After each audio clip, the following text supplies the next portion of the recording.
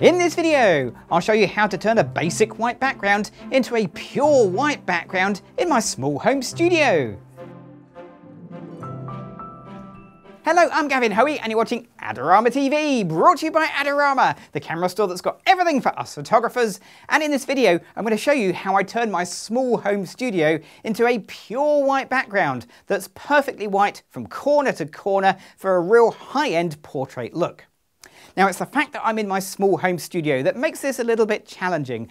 I'll be honest with you, if you have a big studio space, getting a pure white background straight out of camera is a lot easier. But I do have a white background. This is it. It's not great, but it'll do the job. It's a fabric background, and if you're using fabric, there's one thing you can do straight off to make this an easier shoot. That is to get your fabric stretched as tight as you possibly can. Minimize the amount of creases that you have to work with. So for me, I think that just means hanging this a little bit better than it is now. So let's do that, then I'll get a light set, let's get a model in, let's get shooting. So to help me out today, I've got the amazing Charlotte. Charlotte's going to be the model for this shoot, and I know what you're thinking, this is going to be easy. I just set a light up, Charlotte's against a white background, take the picture and away we go. Except when I do that, the actual background doesn't come out white, in fact it's coming out quite a dark grey, and that's because Charlotte is some distance from the background. So the next most obvious solution will be, well, this is easy then. If there's a distance problem, let's get Charlotte to go right up against the background, if you'd like to go back against the background. Then surely that will solve the problem, because now she's against the white background and it'll come out white. Well, let's see. Here we go, Charlotte. And it doesn't, unfortunately, and that's not really surprising. Have a closer look and you'll see that my white background is actually really more grey than white. There's a few little marks on it, there's creases on it. Basically, this really is a cheap white background. So to get this white background to record really bright white, the way to do it is to think of it like this. You're actually lighting two separate photographs. One lighting is just going to be for the background, and then once we've got that right, we'll do a whole separate lighting for Charlotte. One photograph, two lighting setups. So to make this much easier, I'm actually going to get our key light and take it completely out of the set. So from now on, I'm just going to deal with the background. Once we've got this right, I'll then deal with the lighting on Charlotte. So the obvious and easy way to do this is to get a single light and point it straight back at the background behind Charlotte, like that. Now, the question is, how much light should reach this background to make it pure white? Well, you could do trial and error, but you could also do it with a flash meter. Now, I'm shooting at f5.6, and the meter reading I'm interested in is actually the back of Charlotte's head. I want to adjust this until I read f5.6 or even just slightly below. If I get that, that should ensure we have the whitest background possible without losing contrast or fine hairs on Charlotte. So let's see if this works. Let's take a test shot. Here we go, Charlotte.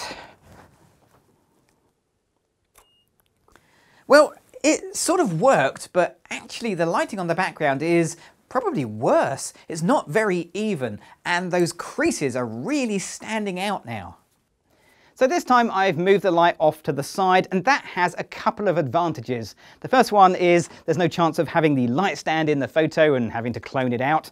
The second one is it gives a bit more space and room for the light to spread slightly and possibly be a bit more even. Well, there's only one way to find that out, and that's to take a test picture. Once again, I'm going to meter off the back of Charlotte, so let's pop this on the back of your head. And I need to get this to f5.6, and then we'll take that test shot. Here we go.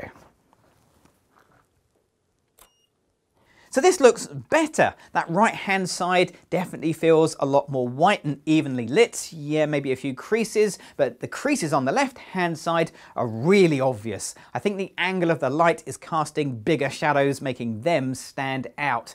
But the bit that's really worrying me is what's going on with Charlotte's arm. It's really bright where it's being caught in the flash. So the solution for that is actually really simple. It's something called a flag. Now, a flag is just a fancy name for something that blocks light. It can be something really designed for the job, like this Flashbender. It could just be a piece of card. The advantage of this is I can actually see exactly where the light falls, and I can put it pretty much exactly where I want it. So this will block light from going this way, but it'll let light go that way so it reaches just the background. So I should get that much more control over the illumination back there. Let's see how it goes. Here we go, Charlotte. And it works, but obviously there is a little bit of a problem in as much as, well, part of my background isn't illuminated at all. So to even up the lighting on this side, I've added a second flash, again with a Flashbender flag, and that should be pretty good for even illumination across the background. But if I've added a second light, not surprisingly, it's going to be a lot brighter than it was before. So remember, I'm still shooting f5.6. Let's see what we get. f8. So I've added a stop. I need to bring the power of those lights down until they hit f5.6. And once they reach that, or even slightly below, I'm good to go and know that I have a nice clean white background. Let's test it, see if it works. Here we go, Charlotte. So this is what I was hoping to see. My background is evenly illuminated, although the corners are still a little bit creased. But I was never going to worry about the corners. All I'm concerned about is what's happening directly behind Charlotte.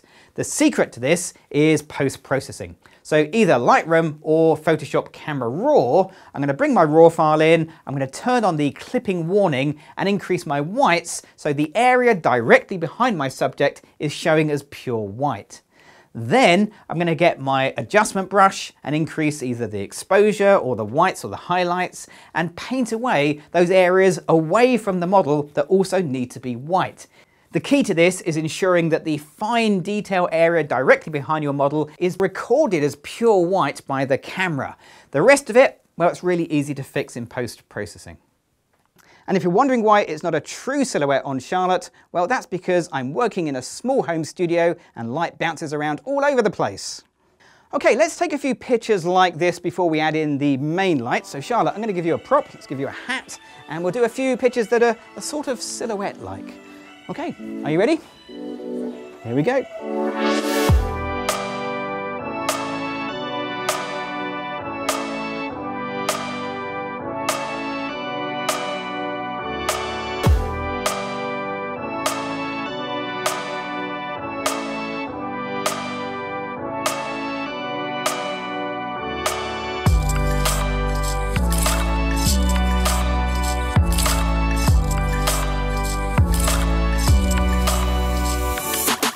So the first lighting we had to get correct is done. The background, perfect. I'm not going to touch that anymore.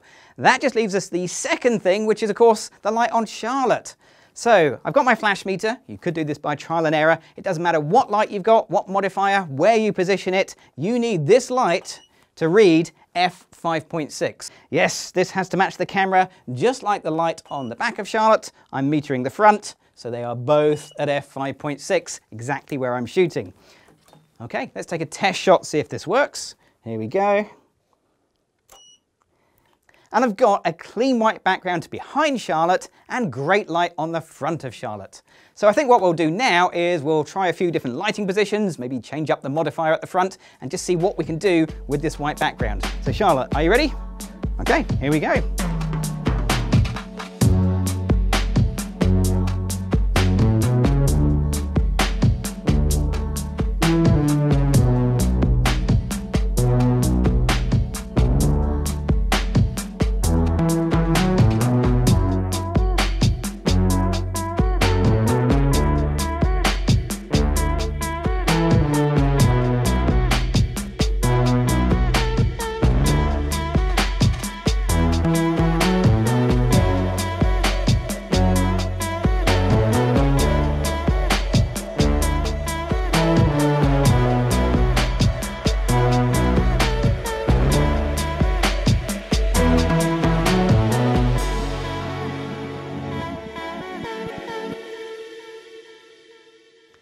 So there we are. With a little bit of careful lighting and a small bit of post-processing, it is possible to turn a cheap white background into something that looks really high-end.